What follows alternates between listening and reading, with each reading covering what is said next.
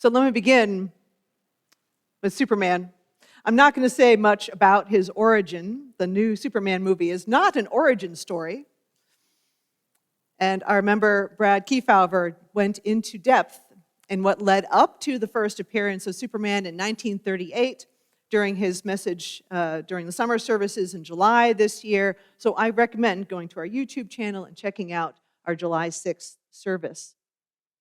It is important to know the basics, that Superman became the model for superheroes. Here was this child from a dying world, Krypton, sent to Earth by his parents, and humble, brave Kansas farmers adopted him and raised him as Clark Kent. He has phenomenal powers, including flight and strength. He is impervious to harm. He has speed and much more. Now, superheroes have been growing in our secular narrative, especially since Christopher Reeve donned the tights and the cape and the big red S in the first Superman movie in 1978. These extraordinary beings, these meta-humans, and their struggles and triumphs have emerged as great myths and touchstones in our culture. And so here we are, mere humans, contemplating the existence of gods and monsters and everything in between, not just in the comic books, sometimes are they? The current Superman, directed by James Gunn and starring David Corenswet, brings us back to the humanism and the care that motivated Superman from the beginning. Now, I can't show a clip, but I can offer a bit of dialogue, and I invite Tony Huerta to come join me illustrating this. Now, Superman, or Clark Kent for the everyday, glides through the window of his apartment. He is weary, with a heavy, confused heart.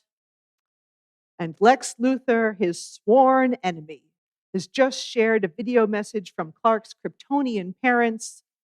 What Clark had always heard from the fragment that was available was a message of encouragement to serve the people of Earth. And that message, revealed more in full, was one of an instruction to conquer, to dominate, to enslave the entire planet. Clark is shattered by questions around his purpose and how to proceed.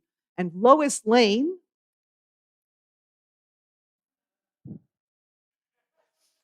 fierce reporter and Clark's girlfriend, is waiting for him with a cup of cocoa. Oh, that's the best cup, right? And they talk about the message and how she and Clark do kind of butt heads, but also how she's a punk rock kid. Me too. We're bound to, though. We're so different. I'm just some punk rock kid from Bakerline, and you're Superman. I'm punk rock. You are not punk rock. I'm punk rock. I like the Strangled-Fellows and the PODs and the Mighty Mighty Crabjoys. Oh, those are pop bands. They're not punk rock. The Mighty Crabjoys suck. Well, a lot of people love them. My point is, I question everything and everyone. You trust everyone and think that everyone that you've ever met is, like, beautiful. Maybe that's the real punk rock.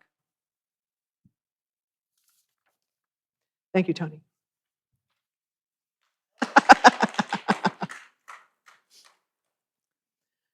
As Lois says, my point is I question everything and everyone. You trust everyone and think everyone you've ever met is, like, beautiful.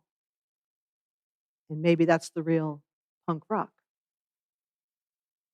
In this time when we have so many questions and so many shattering moments of our own, wondering about our foundations and our futures and even the next hour for ourselves, for our children, for our neighbors.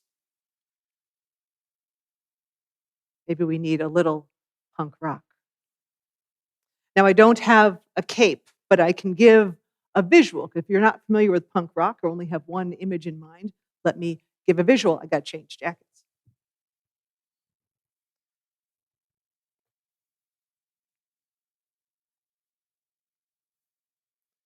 I had to go into my closet for this one. This is kind of fun.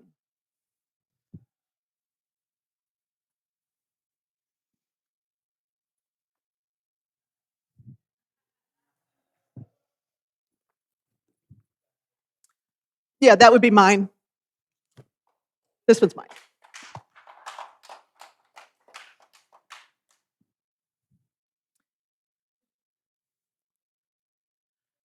That I didn't do. I got like 3 over here. I didn't have like a nose ring. And even my grandmother brought this for me. I don't think she knew what she was buying, but she did. So I wore this through college and divinity school until it was simply too warm for my first ministry in Alabama. I mean, you can imagine. This was a really good winter coat. For many folks, the first image of punk rock might include that of a tough, angry, violent youth with a leather jacket and black combat boots and shaved, spiked, colored hair and a sneer. Punk is indeed loud, often anarchical, anti-authoritarian. It is rage against the machine. It is ripped clothes, in your face, mocking the conforming human sheep. It is defiant and wanting a fight. What's also true is how punk respects individuality, critical thought, not accepting what they have been told is true without examination, making sure that everyone is okay and safe in the dance pit, even as they slam into one another. Punk is consent, agency, liberation, as well as compassion, showing up as fully human and not succumbing to the pressure to be who, not succumbing to the pressure of being less than who we can be. Punk will scream into the microphone in one moment and help a child find their adult in the next. Punk is living out what matters most and having a way to express the frustration of striving to do so. And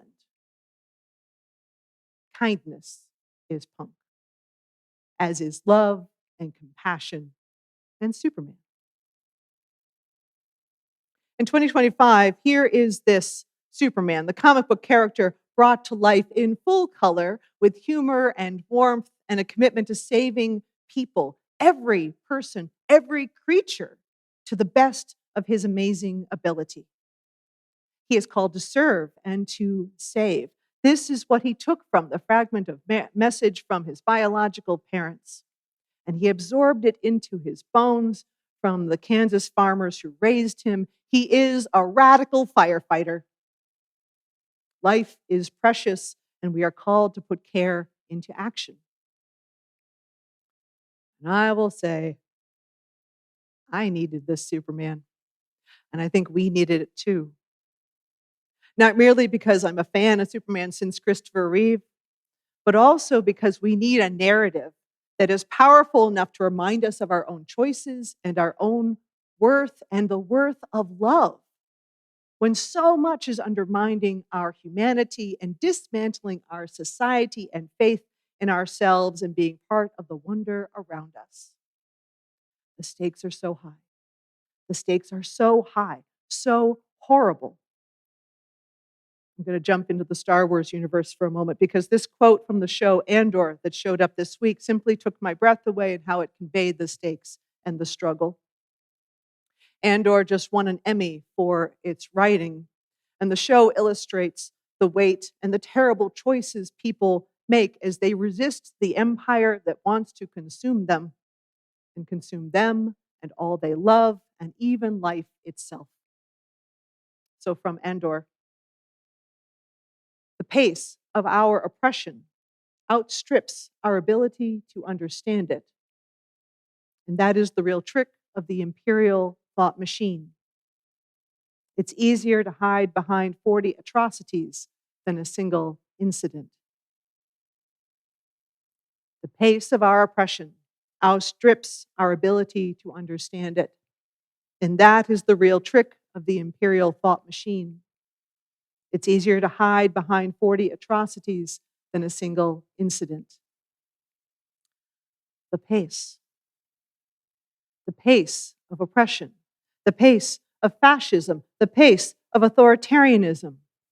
Even given the fumbles, the self-inflicted errors from hubris and arrogance, the incompetence of staff and certain elected officials, the pace of the current administration in enacting its agenda is phenomenal.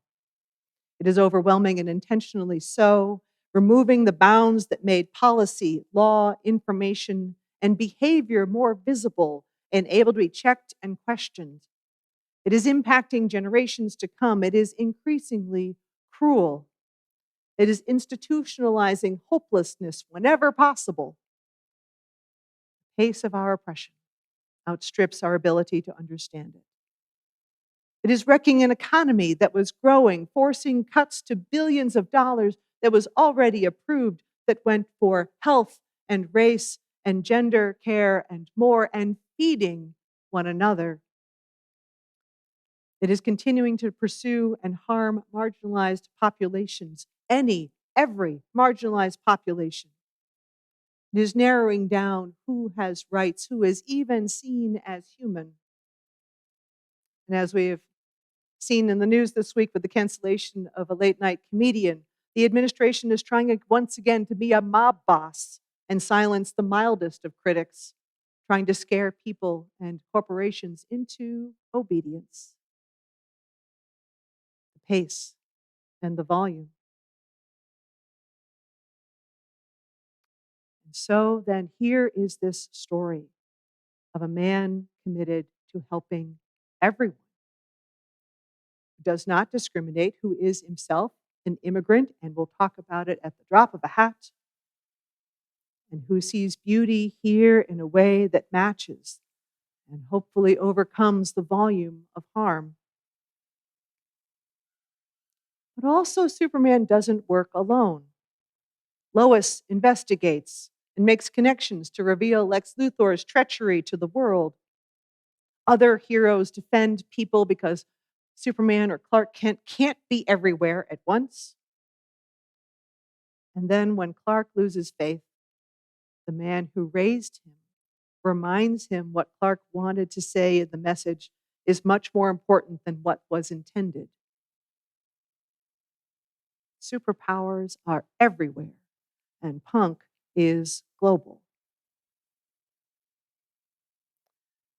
And here in Unitarian Universalism, we have our own access to something that is more powerful than empires and authoritarians. We have a big heart. And that is in our own theology and values. It is in humanism, it is in universalism. And that inspiring, optimistic superhero movie is great.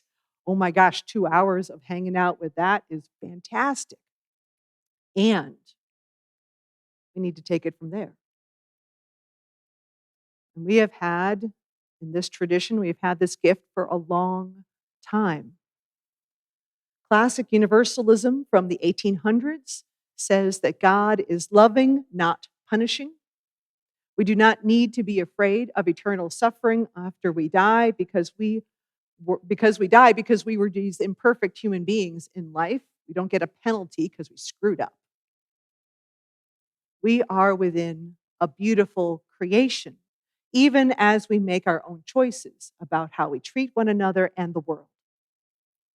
And I will add that even 200 years ago, our forebears were a bit radical. Hosea Ballou in 1805 even said that people didn't need to hear about Jesus to be included in God's love. They didn't need to hear about Jesus to be included. He completely upended the core teaching of religion at that time. How punk is that? In our time, we are guided by love, which can seem a little squishy. It is also deep, immovable, is always there when we need a place to return.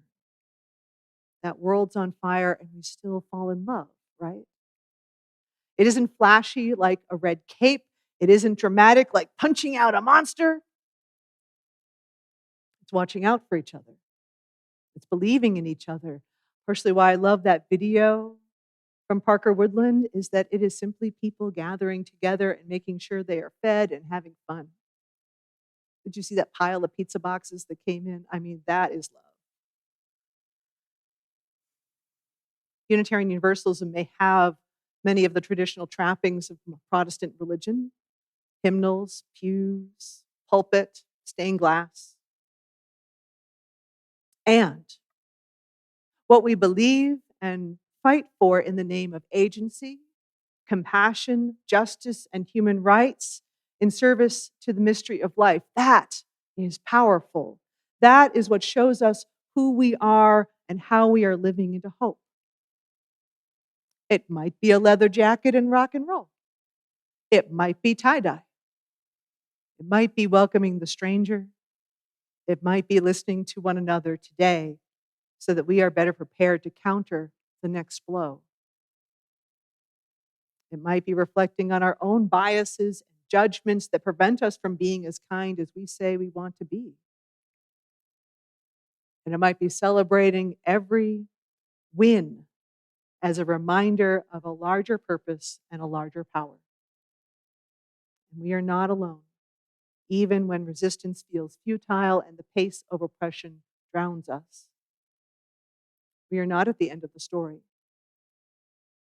We persist in naming, claiming, loving, in singing, in dancing, and drumming. We persist in declaring possibilities because revelation is not fixed. It remains open even when we feel closed. It is in choosing to act for one another and for ourselves. It is to question everything and still know that everything is beautiful. It is Lois and Clark all the time. We are part of that vast mystery revealed in our everyday lives.